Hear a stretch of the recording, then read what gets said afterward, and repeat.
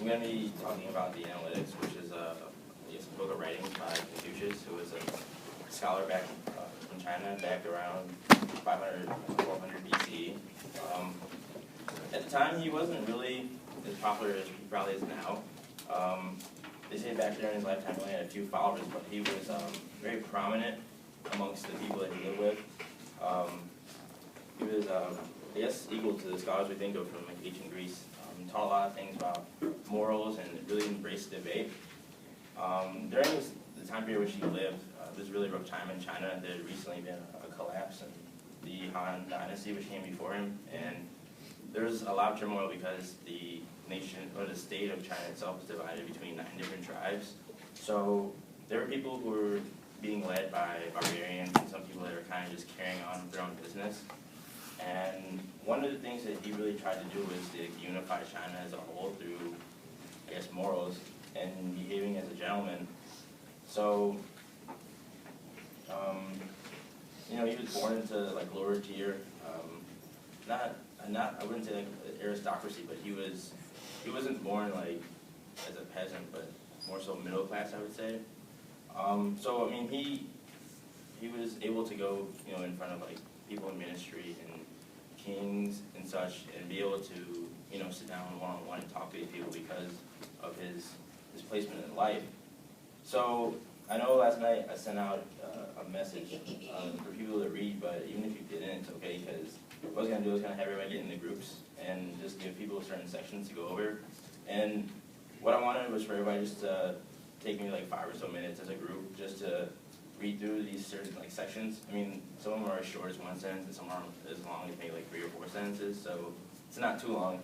But just to like read it and kind of just understand the message that's within it, and then also too, like, if you can relate to the morals that are in it, you know, either through your own life or something you might have learned from, you know, religion, like the 10 Commandments, or just things that you just learn in your lifetime. If you can just point those things out, and then you guys. Is there someone you want to nominate to? All right. Oh, okay. For our 1.1, we have Gabriel. All right, guys. I'm going to read it, actually. The master said to learn something and then put it into practice at the right time is not a joy. To have friends coming from afar, is this not a delight? Not to be upset when one's merits are ignored.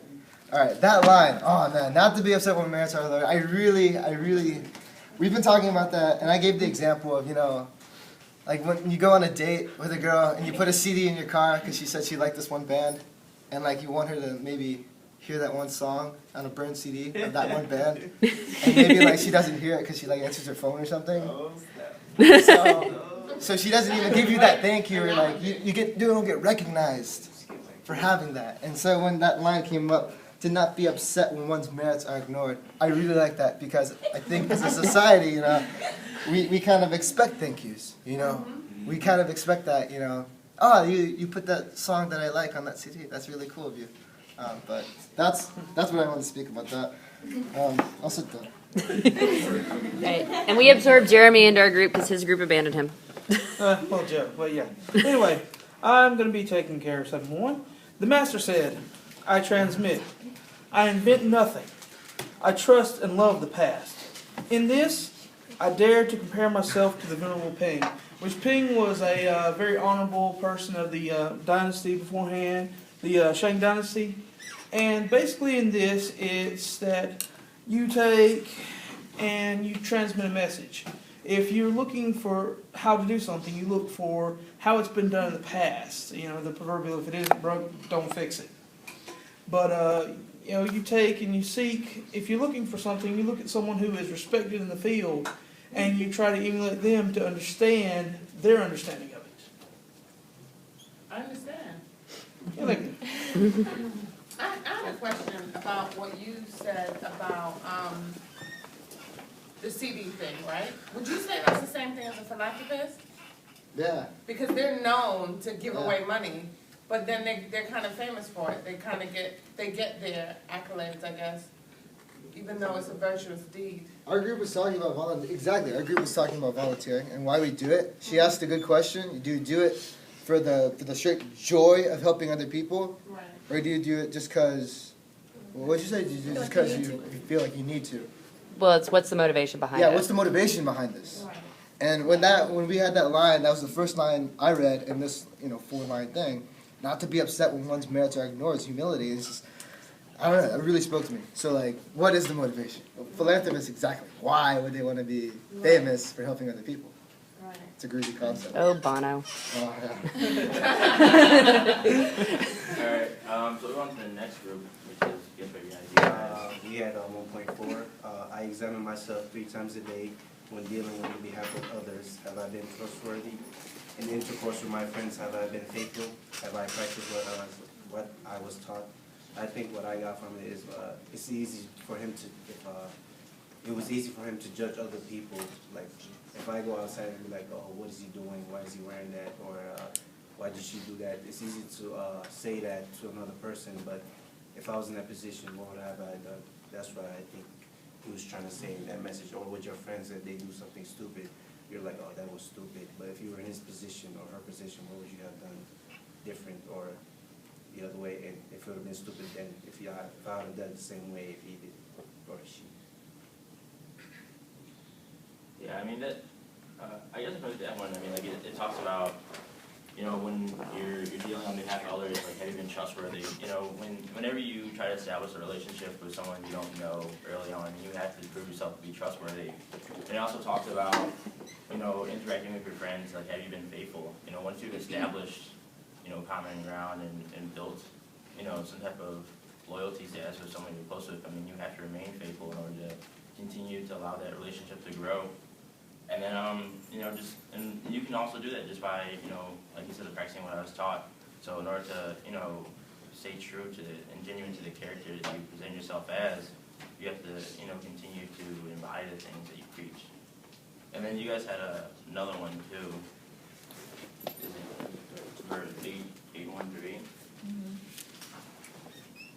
Yeah, it said, the master said, uphold the faith, love, learning, defend the good way with your life, enter not a country that is unstable, dwell not in a country that is in turmoil, shine in a world that follows the way, hide when the world loses the way. In a country where the way prevails, it is shameful to remain poor and obscure. In a country which has lost the way, it is shameful to become rich and honored. From that, I kind of gathered that. I mean, he just has like a core set of values that he wants to maintain no matter what situation he's in. Like, if he's in a land where they're struggling, he's not gonna try and decline or like get comfortable or like wallow, at the bottom. Or if he's in a land where they're prospering, he's not gonna try and, prove himself to be like that. He wants to stay, true to himself no matter what situation he's in. And we definitely see that a lot today. I mean, like, there are lots of third world countries where there are, people in power who might have been, like, in military positions and just seized power, and, like, they're living, well and wealthy, while the people are, struggling or poor and uneducated. So, I mean, like, he talks about upholding faith, love, learning, and defending a good way of life. If you embody these things, that you can help, a country in turmoil become something great. And if you're in a position of power, like, you shouldn't be living this high in life when your people are struggling around you. If they're struggling, you should be struggling too. So, I mean, it just ties back to, just trying to, like, live, exactly like what you try to preach. And then I guess for the third group in the back, you guys had, what is it, 1:11 and 8:17?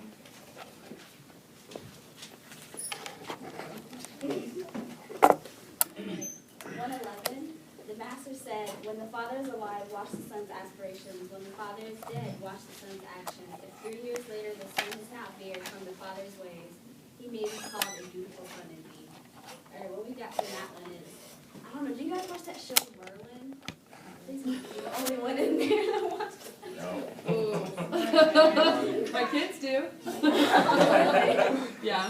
Okay, it's like a medieval time about King Arthur and this like sorcery and stuff. And like his father, I mean, like he was a good person. It's just like he really despised magic, and like his son kind of picked up on that, but he still knew that there was some good in it. So like when his father died, he still had to abide by the laws, but then he started veering. Like he didn't veer off. He just became his own person, which made things much better. So it's like, what this is saying, it's saying if you veer off from your father's way, you'll become a dutiful son. He was a dutiful son, but he just kept listening to his own gut and like believed in his father, but then he also believed that fathers can be wrong sometimes. That's what I got. No, that was really good. Well, I've seen the program. I just didn't really care for it as much. It veered too much from it. Yeah, I mean, it had some merits, but it just veered too much from the original story. I don't know. It irritated me.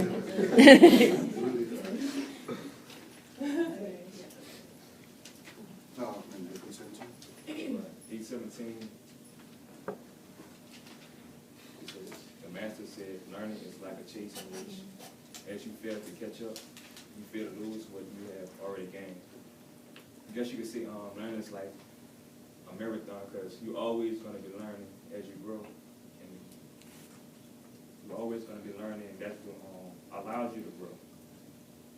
And as you fail to catch up, you fear to lose what you have already gained.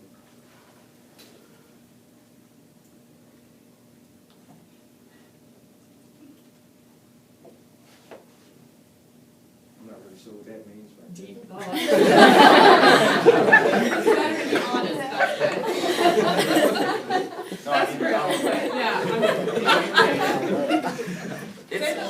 it's a pretty short sentence, you know, but I mean, I like, think he intends for us to do that. I think, it's like college students, we can all relate to that sentence. Like, 8:17 says, the master said, learning is like a chase in which, as you fail to catch up, you fear to lose what you've already gained. And like, I'm sure, like, as college students, we've all had our moments where we've been in a class where, like, we might not understand, like, what, you know, is going on. I know me being a computer science major, like, I've taken science and math classes where I felt like I was just completely lost and, like, how am I going to find a way to, like, pass this class? Or at least, like, understanding the material so I can be successful. And sometimes, like, when you start to let, like, that doubt start to, I guess, boil in your mind, like, you start to fear, like, what if I don't, you know, make this, like, am I going to, like, go back to where I was prior to this? Or am I going to, you know, gonna make something of myself and try to seize this moment so that I can become a better person? So like I was saying, like, a lot of us as college students, we can relate to this, because I'm sure that we all have moments where we're just over our head in, like, work or material, and, like, we start to lose focus on what's in front of us. And then from there, I guess we'll go to the next group 4, which is these ones right here. Oh, I was just gonna say, what comes to mind with that is there's a system here called Alex for math. Has anyone heard of that? No. Yeah. You haven't? Okay, well, Alex is a system where basically it's online. You go to class to do it, but there are a certain amount of topics that you have to do. So say in all you have to do 250 topics, and as you go through, you press graphs or press different things, you master it, and then you get a point, right? So when you do a test, you may lose 10 topics if you didn't remember it by the time the test came. And so that just kind of reminded me of that, like, because you know, when I was doing it, I got scared that I learned all this, and if I forget it when I do this test, then everything that I gain, I've lost. I just wanted to share that. Math anxiety.